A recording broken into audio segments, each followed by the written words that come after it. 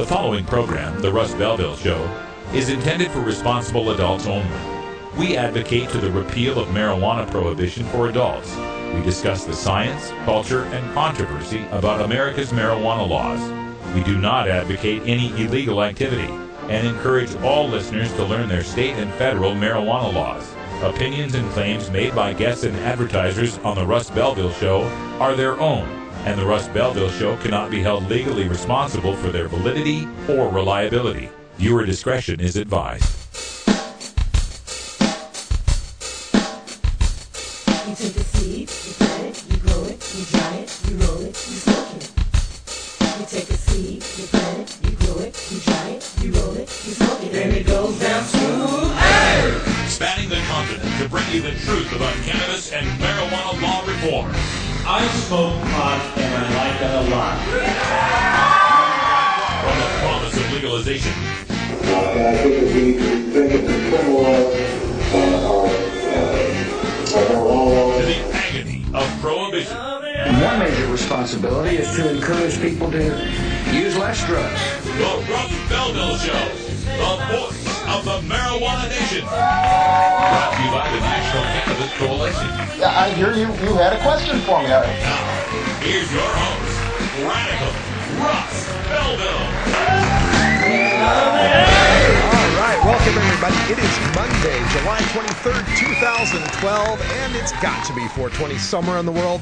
Welcome to the show. We're glad to have you here at National Cannabis Radio, your 24-hour source for cannabis-related news and information. We have got a very, very special show for you today.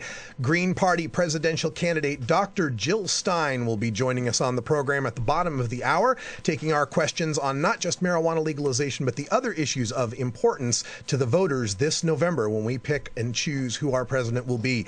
So joining us here for the show, of course, we've got our crew all in place. We've got Wiz Coleco. We're here on camera too. How you doing, Coleco? Hello, I'm doing quite well, man. Glad to be here, as always. Speaking of aloha, I think I've got an aloha question. Oh, well, I'm looking forward to it, of course. It's going to be a great interview at 3:30 with Dr. Jill Stein. Looking forward. All right. Also over here in the engineer booth, we've got our own Ganja John hanging out. How you doing, John? What's up, Russ? How are you? Doing good. I noticed different glasses. Yeah. You sacrificed glasses to the river god. I sacrificed my glasses to the Columbia River, and I put on a pair of my brother's old glasses, looking very Jewy today. I guess so. And we've got over in our virtual studio in beautiful Astoria, Oregon, our news director, Carrie Gallagher. Cannabis Carrie. How you doing, Carrie? Good to see you.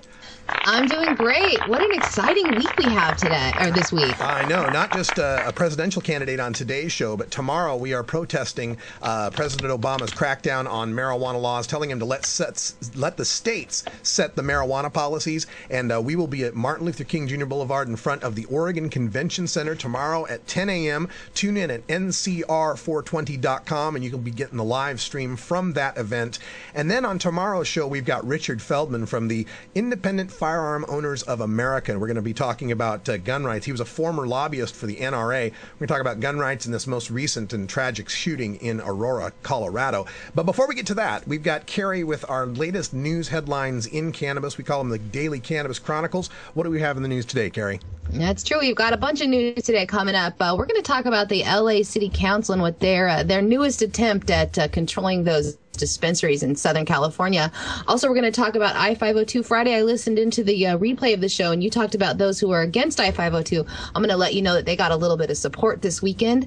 Also, we're going to go for some international Cannabis Chronicle news headlines. We're going to go to the wonderful country of Jamaica and tell you what they did this weekend. And also, I'm going to tell you about some farmers from another part of the world that took up arms to protect their cannabis crops. All right. International news on today's show. Great stuff. Thank you, Carrie. And you can get all the Daily Cannabis Chronicles. You can visit cannabisfantastic.com, Carrie's blog. She posts a lot of the news there. We'll also repost some of it here at my blog, radicalruss.com, the Russ Belville Show blog. So check that out. Today we have our Roots Monday Daily Toker Tune as well. We do that at 20 after so that you can relax and enjoy some great music. Roots Monday just means we go back to the roots of music, the country, the jazz, blues, and folk music that made up the music that we all enjoy and love today. So today we're going to go all the way back to the 1920s, 1927, a song from Ernest Rogers called Willie the Chimney Sweeper. So check that one out at 20 after. And again, at the bottom of the hour, Dr. Jill Stein, Green Party presidential candidate. You can follow her at Jill Stein 2012. We're at Radical Russ, at RB Show 420, and at NCR 420. We're going to take a break, and when we come back, we've got your Daily Cannabis Chronicles with Carrie Gallagher. Stick around. It's the Russ Belville Show.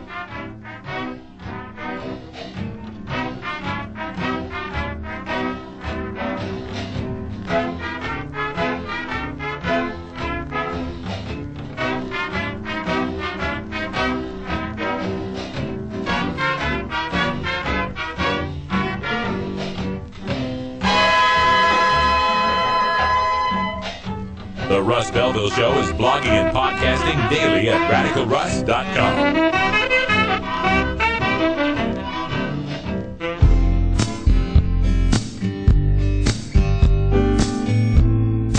Support the Russ Belville Show.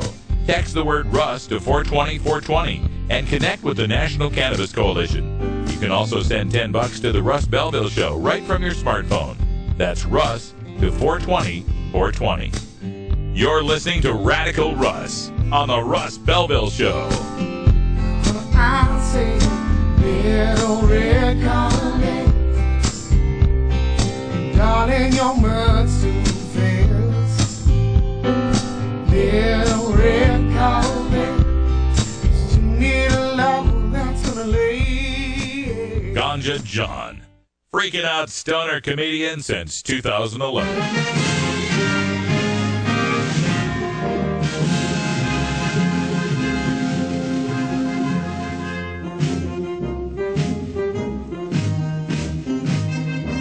Help us legalize it. Text NCC to 420-420 and send $10 to the National Cannabis Coalition.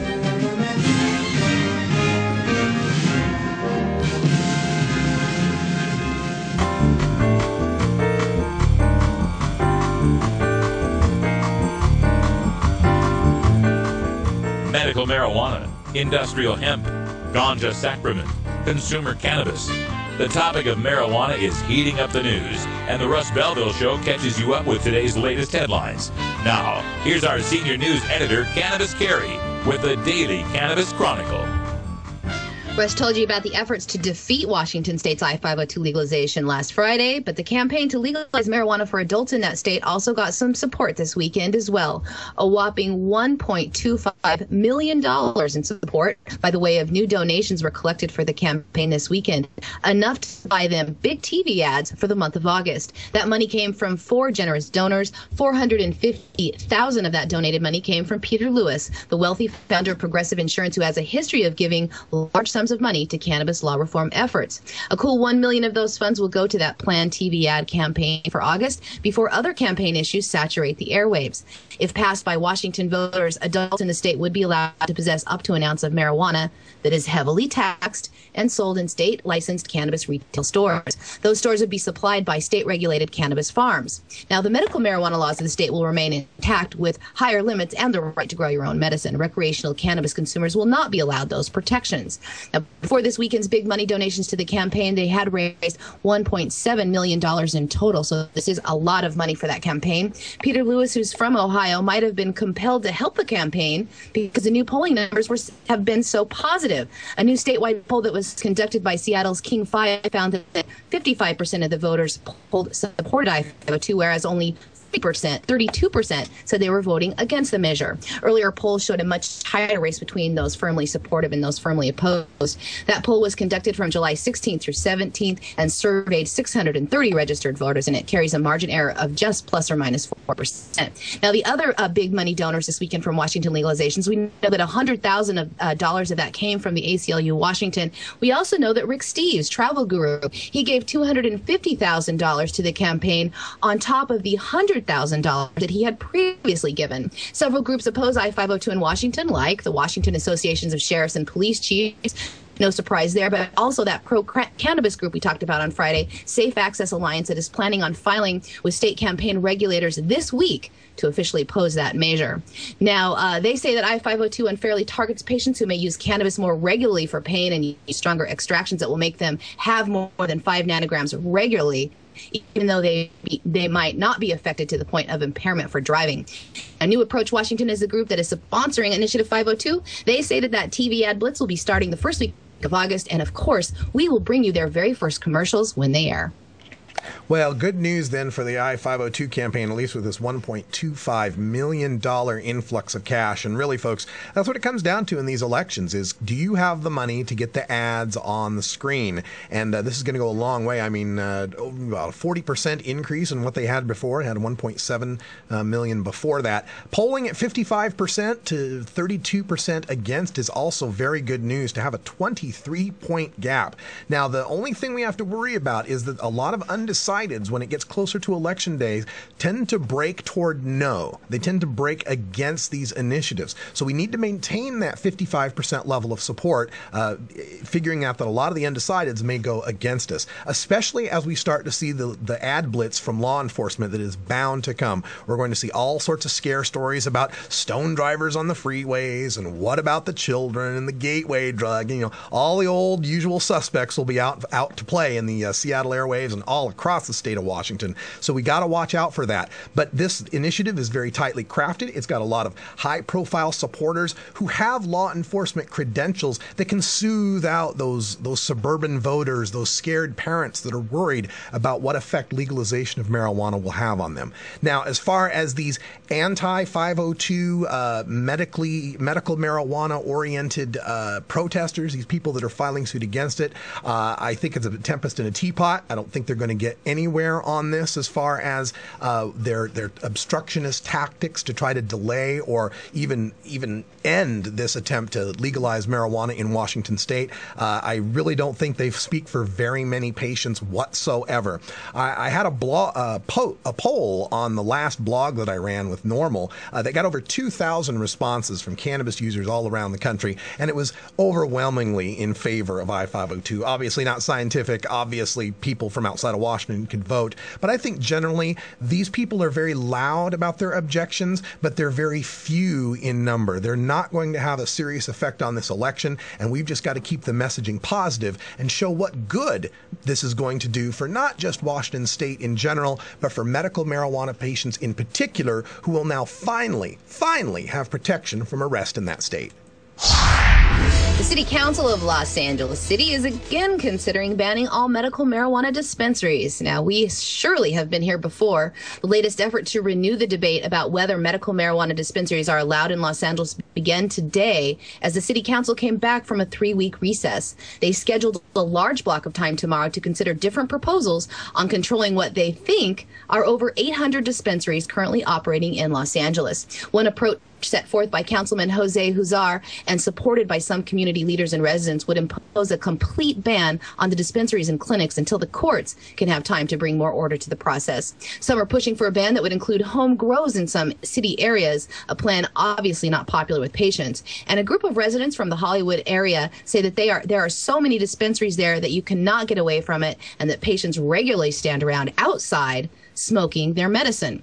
The group is pushing for a limit to the number of clinics and dispensaries allowed. One resident is blaming the marijuana dispensaries for making Hollywood less welcoming to tourists. They would like the return to a previous and unsuccessful plan of capping the dispensaries of the city at 100. Now, the city tried to cap that number of dispensaries in LA at 100 and moved to do that based on a lottery system. But a California appeals court told them they couldn't legally have a lottery system to choose business licenses.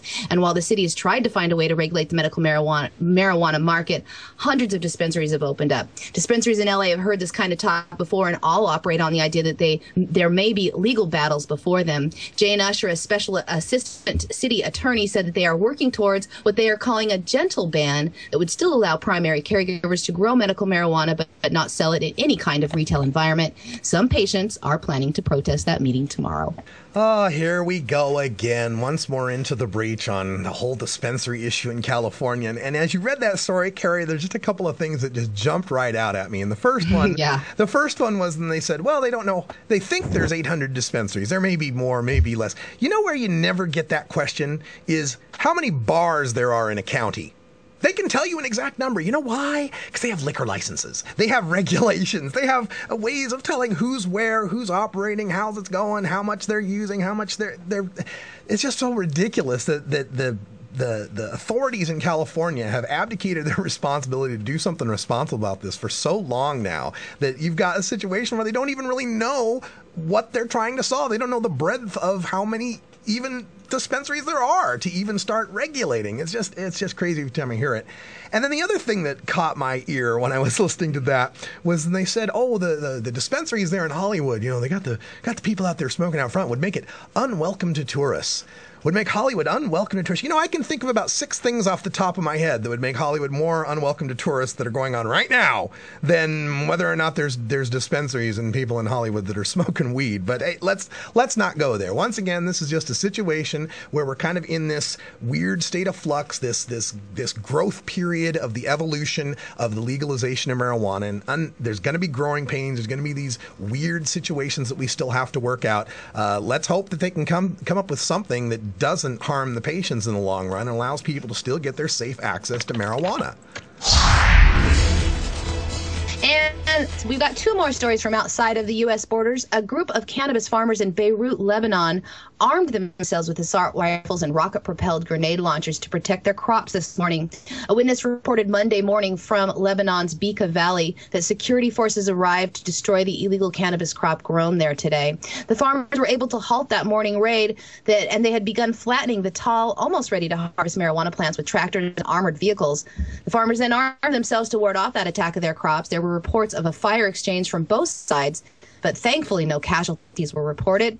2 of the security force vehicles were hit by bullets. One was dismantled. They couldn't take it away. The Bekaa Valley produces over 1 million pounds of cannabis resin or cannabis hash from 1975 to 1990 during the Lebanese Civil War. They also grow poppies to make opium and heroin in that valley. The cannabis crops were eradicated under a United Nations program from 1991 to 1993 that basically came in and torched that whole valley, but they've slowly begun building up since then. A recent statistic from the United Nations listed Lebanon to be one of the top 5 countries that produce cannabis hash. Security forces regularly try to destroy marijuana crops in the valley by various means and often face resistance from the farmers who have little other opportunity to make money from an easy-to-grow crop in the impoverished rural Lebanese community.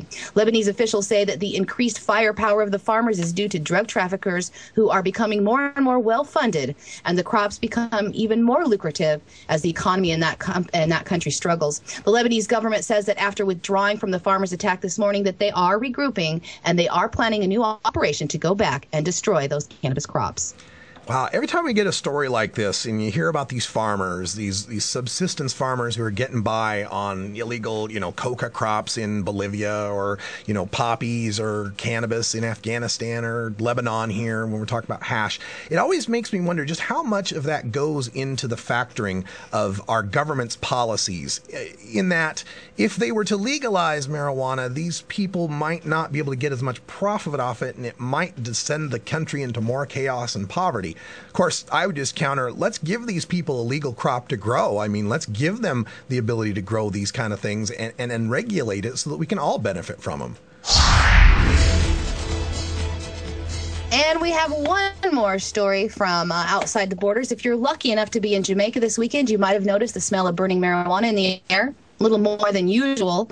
Nearly 15,000 pounds of marijuana that has been seized mostly this year was destroyed by authorities by a very large bonfire that burned through a Sunday. The marijuana seized was from ramped up marijuana raids that Jamaican authorities have been conducting basically since the end of 2010. Police on the Caribbean islands say that along with that 15,000 pounds of weed, they also burned over 75 pounds of hash oil. The burning that was done mostly on Saturday was at an undisclosed police site in Kingston, but the smell in town was unmistakable. Jamaica is the Caribbean's region's largest producer and exporter of cannabis, and cannabis plants in Jamaica are typically grown outdoors on the country's gentle mountain hillsides or hidden within food crops.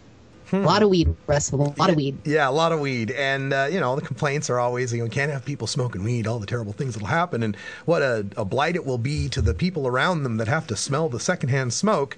So let's burn 15,000 pounds of it. Just fill the whole town with smoke for a day. I'm guessing their restaurants were packed full by Sunday night. I'll bet. And 75 pounds of hash oil. Oh, my God. That's I know, what a waste. Yeah, it's like a weekend at Ganja John's house. Anyway, we thank you so much for the Cannabis Chronicles today, Carrie. And when we come back, we're going to get into our daily Toker Tunes at 20 after. We've got some Roots Monday music from Ernest Rogers. And then at the bottom of the hour, make sure you stick around. We've got Dr. Jill Stein, the presidential candidate from the Green Party USA. We're going to ask her about their stance on marijuana and the the war on drugs, as well as some surprise questions and more on the general issues of the day like the economy, jobs, terrorism, and so forth.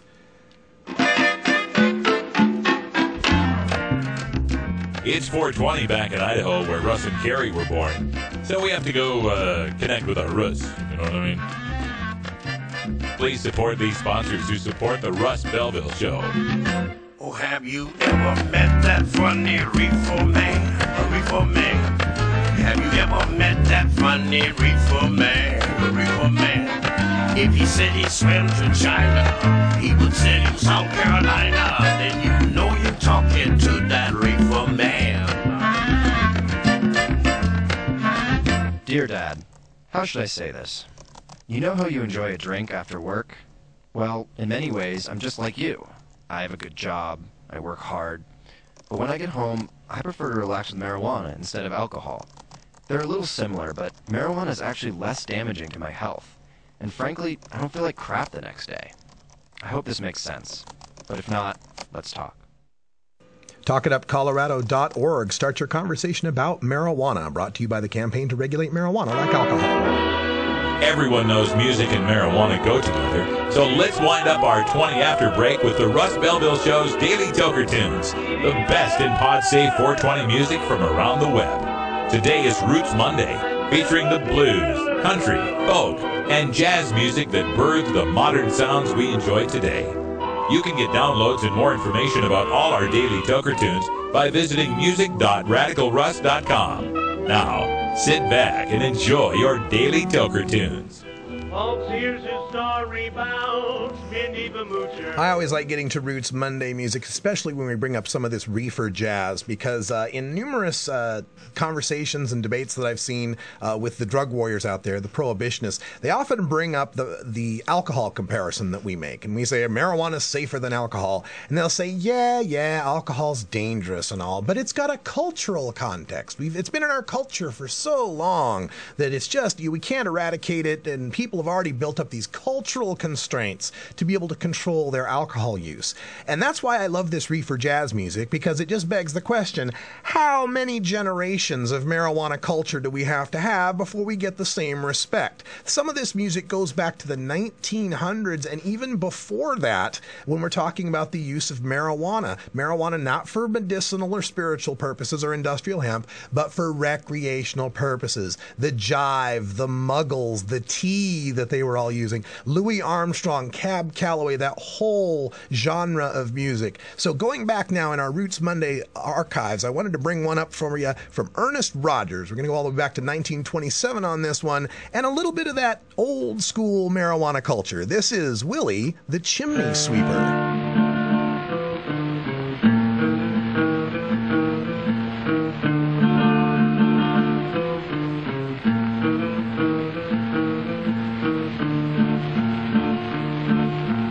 Have you ever heard about Willie the Weeper? Had a job as a chimney sweeper. He had the dope habit and he had it bad. Listen while I tell you about a dream he had.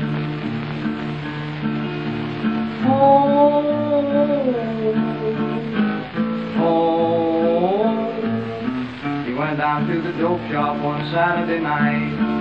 He knew the lights would all be burning bright. Well, I guess he smoked a dozen pills or more. When he woke up, he was on a foreign shore.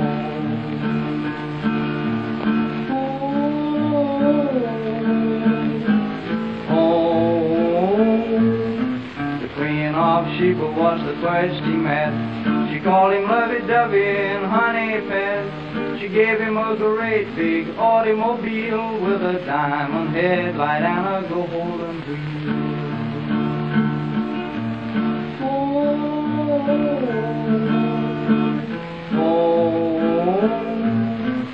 Down in Honolulu, Willie fell in a trance, seeing the dusky beauties do the hula dance. His sweetie got in jail and Willie sure did shout when he got the news that she had wiggled out.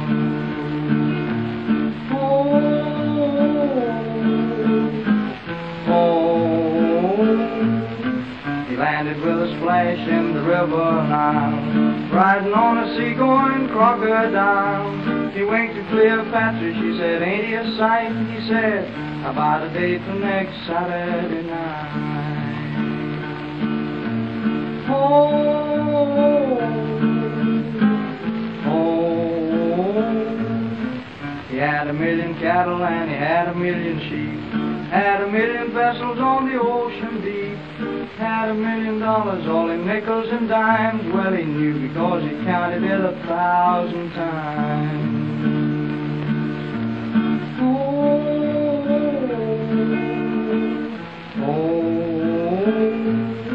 He landed in New York one evening late. He asked his sugar for an after date.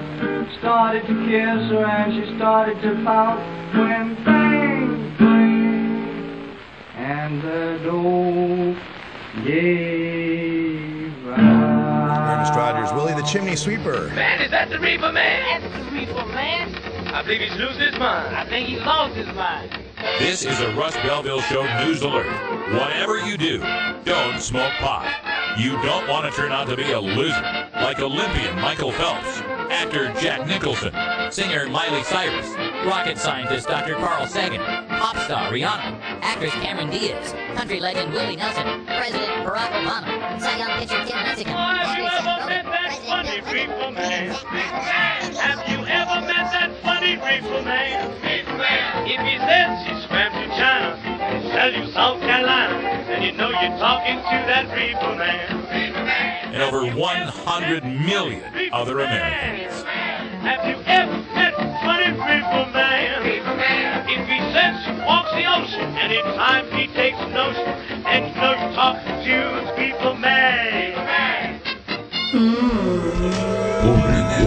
I like it like that.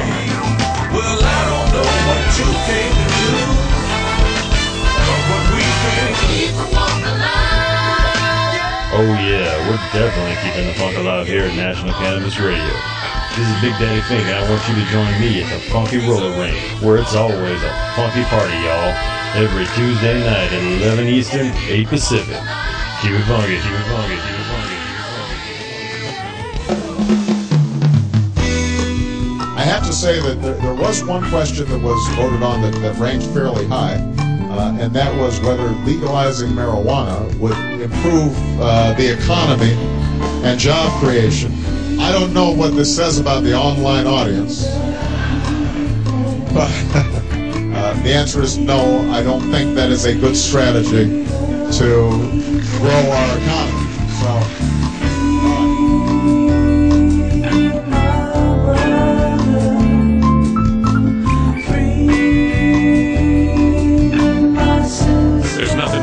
Nearly 1 million lives wrecked by a marijuana arrest every year, Mr. President. Politely tell President Obama what you think about legalization by calling the White House at 202-456-1111.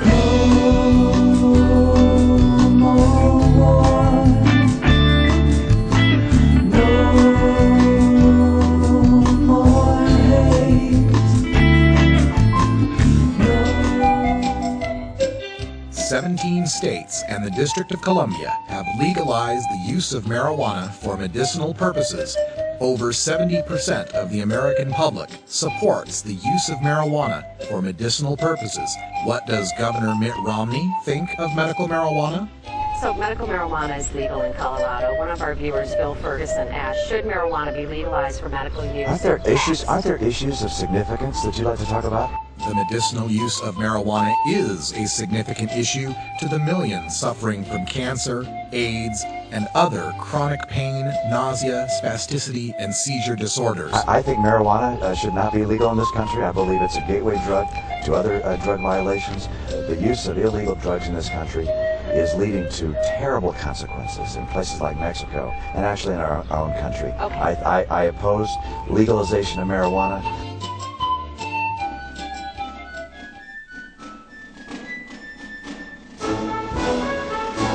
Reforming America's prohibition laws cannot happen without relentlessly and directly engaging our lawmakers and other elected officials. The Russ Belville Show keeps you on top of all the latest developments at the federal, state, and local level with our government at work.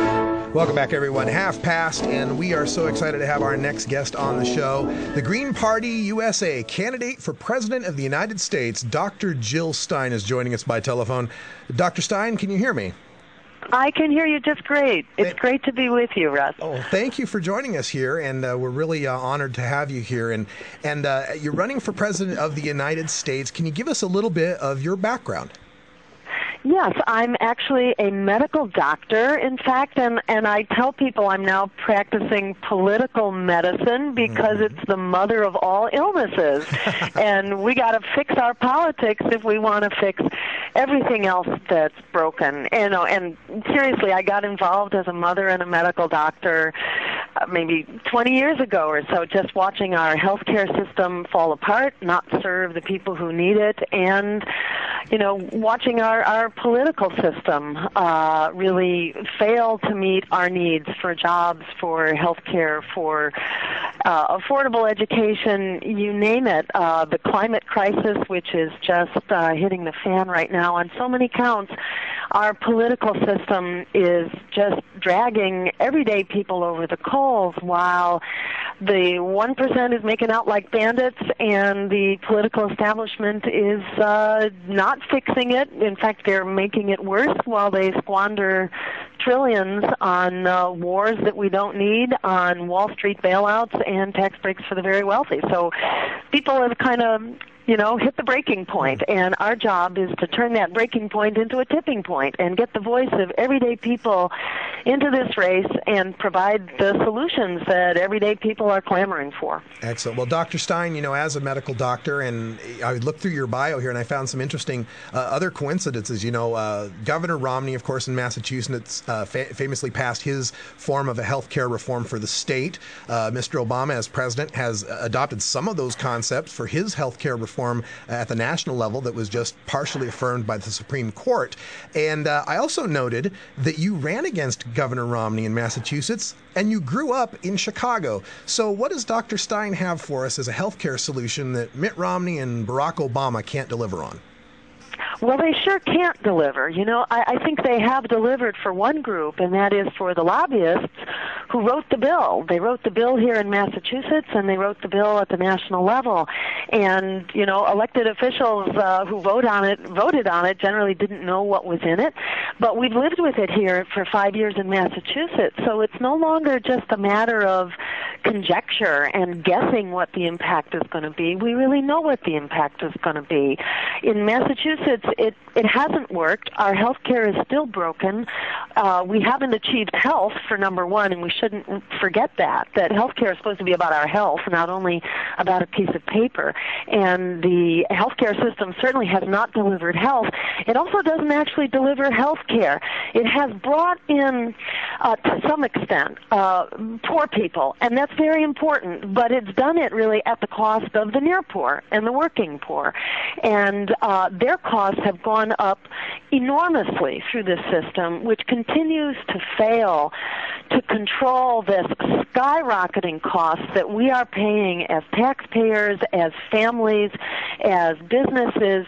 The costs of this healthcare system is crushing us, and it's not a healthcare system. At the end of the day, it is a sick care system, which is not delivering the goods, except to the insurance and the pharmaceutical companies who are the ones who wrote the bills and who are making out like bandits. We're actually promoting a Medicare for all solution. This is how we actually provide good health care. People love their Medicare, and it reduces the waste, the bureaucracy, and the paper pushing, which is gobbling up right now 30%, if you can believe that, 30% of your health care dollar in this privatized insurance system, 30% of your dollar goes for that enormous bureaucracy. With Medicare, that bureaucracy gets shrunk down from 30% to 3%.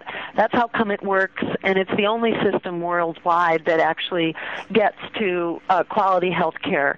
at a price we can afford. We're speaking with Dr. Jill Stein, MD. She's the Green Party candidate for president. You can find out more at jillstein.org. Follow at JillStein2012 on Twitter, and gp.org for the Green Party USA. And I was just looking at the Green Party site, and one of the main things I see there are maps for ballot access and matching funds. Now, as I do a tally here on the states where you're on the ballot, they tally up to about 303 electoral votes. Considering it takes 270 to win the presidency, what is your path to victory? I'm sorry, I missed the last thing you said. I was just saying, considering it takes 270 electoral votes for the presidency, what's your path to victory with the limited states that you're on the ballot? Yeah, well, actually, we are in the process of getting on the ballot in more states. That map just lists the states whose deadlines have already passed. So we're actually on track to being on the ballot in at least 40, perhaps 45 or 46 states, so that about 95% of voters will actually walk into the voting booth and have a real choice.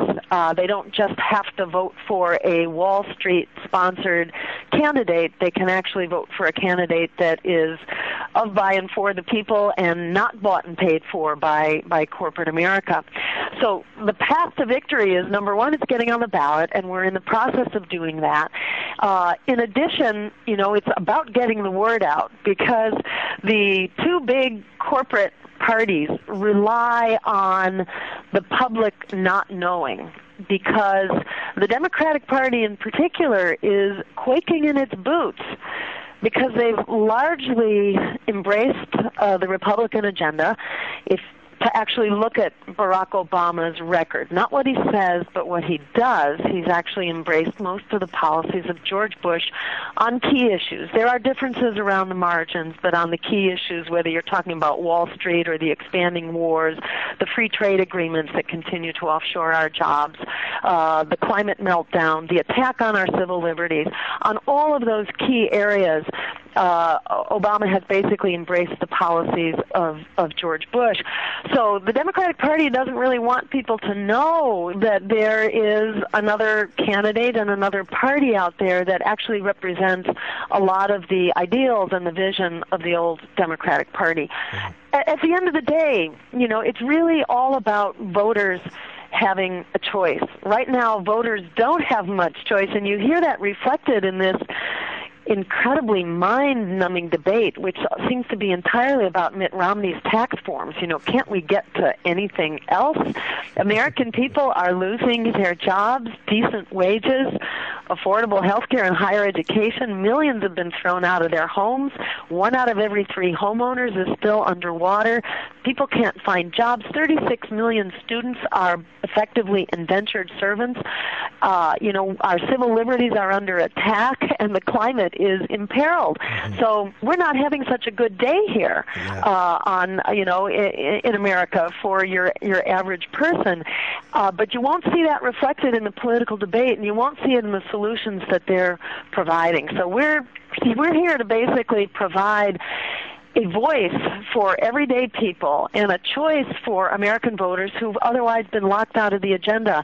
We are we're basically getting the word out through all means available. And think Tahrir Square, think Tunisia, where everyday people basically just got on the internet and on Facebook and social media and talked to their neighbors and got the word out. We don't have to settle for it. It's like what we did around the SOPA bill, the Stop Online Piracy Act, that was considered a slam dunk. There was no way it was going to be stopped until word got out and people took it into their own hands to determine the future of that bill, and they stopped it on a dime to prevent the internet from being censored. And we're saying in this election, we deserve to do the same thing. People deserve to know about who their candidates are and then to actually stand up and have the opportunity to vote for them. Excellent. And we need more voices in our democracy. I'm always a supporter of that. And to that end, our audience, as cannabis law reform supporters, people who want to see an end to the disastrous war on drugs, we feel that from the Democratic Party and the Republican Party, we kind of get the same war on drugs. But other options that some of our listeners are looking at now are the Libertarian candidate, Gary Johnson, and then, of course, a lot of people still talk about writing in Republican Representative Ron Paul. Given that all three of you, Dr. Paul, Governor Johnson, and yourself, would all generally be favorable for our issue, why would someone pick a green vote over those two votes? Why should they move their marijuana legalization vote to you? I think because people get that we have a real problem here with corporatized government, that government has become a handmaiden, of big multinational corporations. So regrettably, the health care bill is basically a bill for pharmaceutical companies and for health insurance companies.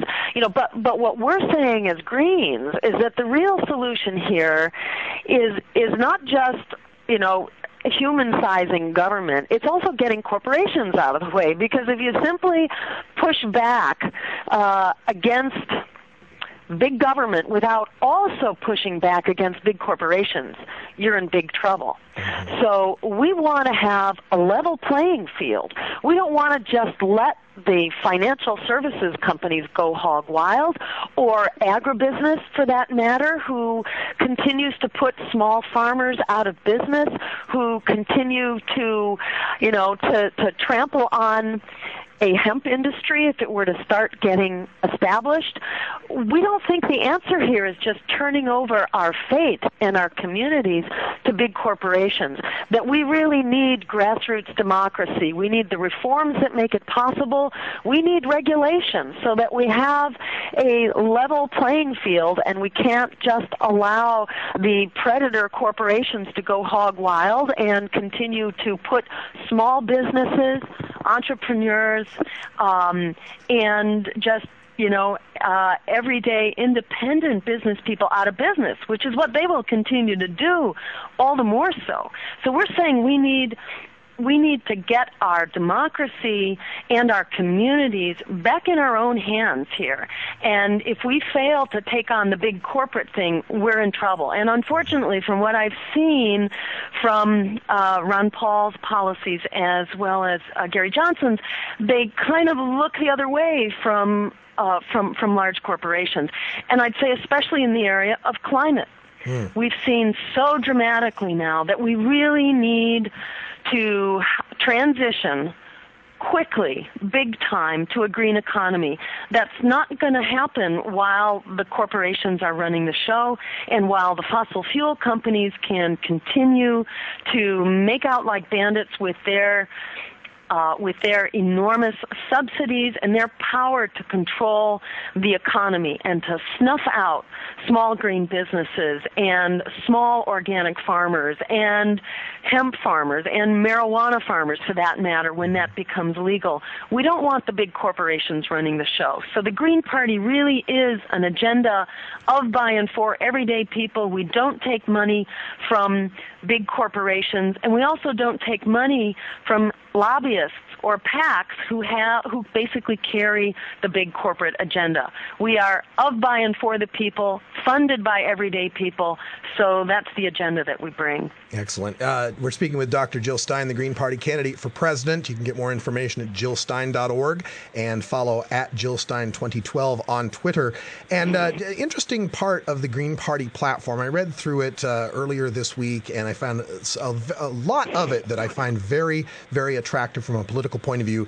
And in particular, this one point. Our producer here on the show is partially of Hawaiian ancestry, and there's a plank in the Green Party platform of justice for Native Hawaiians that remarks on the illegal annexation of Hawaii in 1898 and remarks on the 1993 apology bill that President Clinton signed about that illegal annexation. Would you, as president, support Hawaiian sovereignty and turn us into the 49 states of America? That's a very interesting question. I have to say this is the first I've heard of it. I don't particularly hear that coming from Hawaiians. I'd certainly be open to hearing this discussion, but it's not on my agenda, put it that way. Well, let's move on. If there's an issue there, I'd love to hear about it. I'm not aware that there is. We will get you some information on that. It's something that's kind of a little pet piece of history that we're kind of very interested here on the show. So we'll make sure to get that to your people. It's a very interesting plank in your platform. I did want to talk a little bit about rural and agriculture topics here, and I know we're kind of pressed for time and you're very busy, but another part of the platform has to do with reducing greenhouse gases by phasing out confined animal feeding operations, encouraging a reduction in meat consumption, and there's another part with respect to animal rights, banning the exploitation of animals in violent entertainment and sports. I'm originally from Idaho, and I know people who are farmers and ranchers and big fans of rodeo. How is that going to fly in some of the more rural communities when that's a big part of their culture? Yeah, and I think what you're describing here is the Green Party platform, which is a very inclusive, detailed, very large set of platforms. If you went to the Democratic Party platform, you would also find a whole lot of things that are not exactly front and center on the priorities of the Democratic Party campaigns. Okay. So, I'd have to say, I think CFOs are a very compelling and important issue, and relate to our subsidies for agribusiness, for CFOs, et cetera. And there's an important transition that needs to take place there. And that is a priority for us to move towards a sustainable form of not only agriculture, but also animal husbandry. There are enormous health implications here as well. And it's important for people to know about that in taking animals off the pasture and putting them into CFOs, there are just all kinds of things that happen nutritionally to the food supply that are directly linked to this epidemic of chronic diseases, heart disease, and obesity and diabetes and all that. So, these are important issues for discussion, and I think for the purposes of creating jobs in our economy, it's really important that we move to sustainable industries. That means instead of the big, gigantic corporate farms, it means we start really supporting our family farmers and our community farms. So your agricultural communities, can actually take heart that they're going to start having some support which comes to them rather than to these big multinational corporations that have really destroyed local economies and have destroyed the local environment and which ship off their corporate profits to corporate headquarters that are generally not even onshore here. They're generally offshored in tax havens. So the money, they take it and they run. And they give us an agricultural system that's not serving us and not creating the jobs that we need, and they're putting small farmers out of business. So moving to green agriculture is very good for our communities, and I think that's going to really sell in the small towns and rural areas of America. Fantastic. And one last question here. Given the tragic events that took place recently in Aurora, Colorado, I'm curious what your policies would be to try to address gun violence in America. Would you return to the 1994 Clinton-era assault weapons ban, for instance?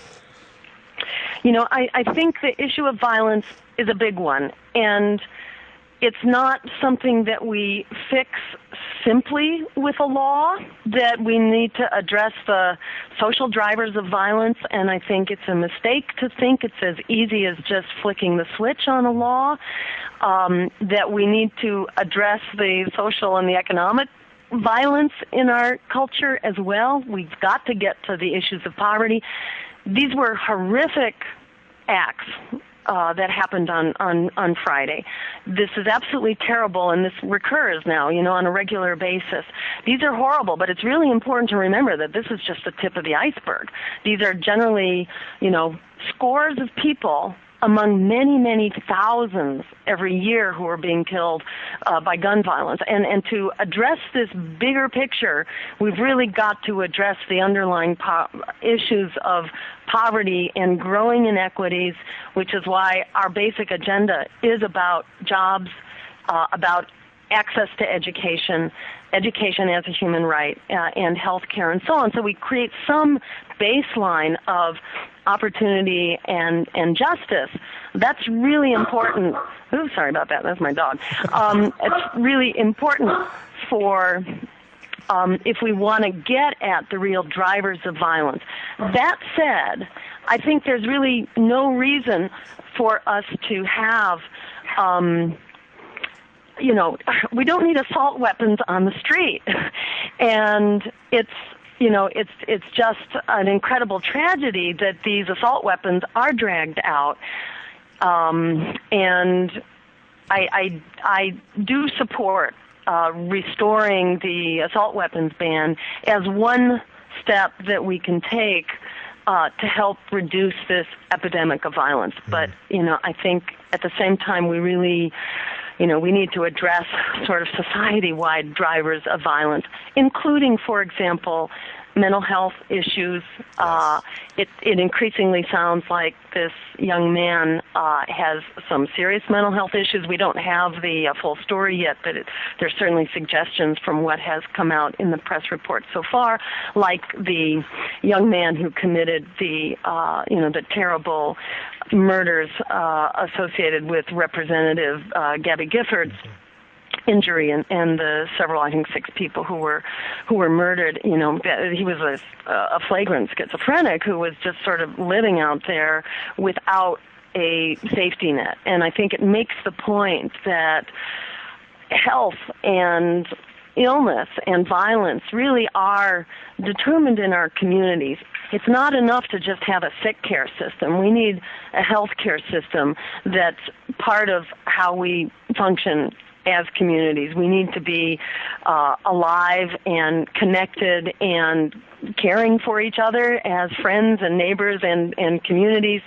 And there are ways that can be built in. Right now we have, it's kind of a desperate situation for a lot of people in so many ways, while the wealthy few are making out like bandits. And that kind of inequity is just inherently extremely unhealthy and not something that we can go forward with to healthy communities. This is begging to be fixed, and the American people deserve a real solution. Well, thank you for a thoughtful response to that question, too, because it's a lot better response than the thoughts and prayers that we get from the...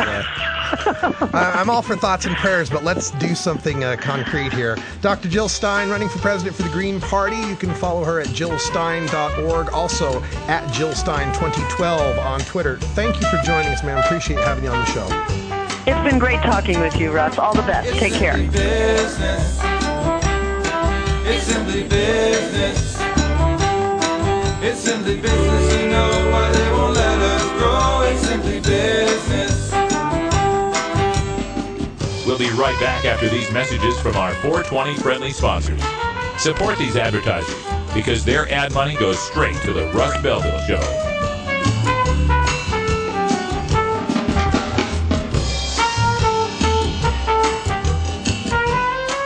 You're tuned into the Russ Belville Show, the voice of the marijuana nation. Brought to you by the National Cannabis Coalition. It's simply business. It's simply business. It's simply business. You know why they won't let us grow. It's simply business. It's simply business. You know why they won't let us grow. It's simply business. Who would you rather your kids talk to about drugs? You? Or some guy? When your kids find out you've been lying to them about marijuana, who will they trust? Let's have a rational discussion about drug reform. Let's tax and regulate marijuana, restrict youth access, and create safer communities. Learn how you can help legalize marijuana today at normal.org. You want answers? I'm as mad as hell, and I'm not going to take this anymore. You want answers? You have offended my family. I think I'm entitled. You want answers? I want the truth. And you have offended the Shaolin Temple. You can't handle the truth. Surely you can't be serious. I am serious. And don't call me Shirley. Wow. whole plant. All right, welcome back, folks. I want to take the time in the rant today to remind you about our protest coming up tomorrow at Martin Luther King Boulevard, 777 MLK Jr. Boulevard here in Portland, Oregon, at the Oregon Convention Center. President Obama will be there at noon. We are gathering at 10 a.m. to make our voices heard, to let the president know that we want hands off, federal hands off. Let us set our own marijuana policies. And when it comes to setting the marijuana policies, we here in Oregon are going to do so with a little measure called Measure 80, also known as the Oregon Cannabis Tax Act. Now, as this gears up right now, we're starting to get some of the attack ads, some of the responses back from law enforcement, and of course the prison rehab industrial complex that is in danger of losing so much funding and so many jobs if we are to pass, when we are to pass Measure 80. And so far, I've seen a couple of interesting lines of attack that I wanted to go over and help reformers out there to frame this message and to be able to beat back these ideologues in their attempts to shut down our attempt to legalize marijuana. The first thing, and I predicted this would be the first thing that they would jump on, and they certainly have. In the Oregon Cannabis Tax Act, unlike the Washington Measure I-502 or the Colorado Amendment 64, while all of them allow personal possession of marijuana, Oregon's act does not specify how much marijuana is personal marijuana. In the other two states, they're specifying 1 ounce of personal possession away from the home. In Colorado, they're specifying you may possess all of your harvest from your personal plants at your home, and that could theoretically be an unlimited amount, but that hasn't really made much waves up in Colorado yet. But here in Oregon, we've already heard some of the ads, and we've seen some of the letters to the editor and the op-ed pages now complaining about how this goes too far. This Oregon measure legalizes as much marijuana as you want, as many plants as you want, so long as it is for personal use. And I'm afraid this is a line of attack that can gain a lot of traction with the public out there. And so far, some of the responses I've heard or read in the forums for Oregon reformers have rebutted it with ideas like, well, so long as you're not selling it, it's personal. We just have to tell them that, as long as you're not selling it.